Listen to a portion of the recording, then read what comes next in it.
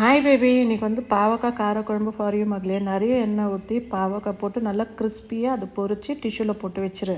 அது நல்லா மொறுன்னு வரும். பட் எண்ணெய் அப்சர்வ் ஆகாது. அப்புறம் மம்மி இதில் எண்ணெய் நிறைய இருக்குன்னு சொல்லாது, ஓகேவா? அதுக்கப்புறம் ஒரு பாத்திரம் அந்த கட்டியான பாத்திரம் வச்சுட்டு அதில் எண்ணெய் ஊற்றி கடுகு போட்டு மிளகு போடு, பெரிய வெங்காயம் போட்டு கருவேப்பிலை போட்டு நல்லா வதக்கு. இந்த ஸ்டேஜ் வரப்போ அந்த பொரிச்சு வச்ச பாவக்காய் எடுத்து அதில் போட்டு நல்லா மிக்ஸ் பண்ண மகளே. அதுக்கப்புறம் 1.5 ஸ்பூன் மிளகாய் பொடி, கொஞ்சம் டர்மரிக் பவுட்ரு, கொஞ்சம் தேவை அளவு உப்பு போட்டு நல்லா அதில் அப்சர்வ் ஆகிற வரைக்கும் கலக்கி மிக்ஸ் பண்ணி விடு.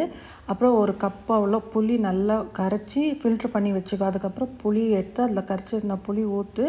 அப்புறம் தண்ணி ஊற்றினா இந்த பதத்துக்கு வரும். இது வந்துட்டு பிறகு கொஞ்சமாக கொத்தமல்லி, வெல்லம் போடு. வெல்லம் போட்டால் எம்மியாக டேஸ்ட்டாக இருக்கும். பாவக்காய் கசப்படிக்காது, புரிஞ்சிச்சா? கட்டியான பாத்திரத்தில் பண்ணு. அப்புறமா சுட சுட சாதம் போட்டுன்னு நெய் போட்டுன்னு பாரு, அப்பளம் வச்சுன்னு சாப்பிடு மகளே. பாய்.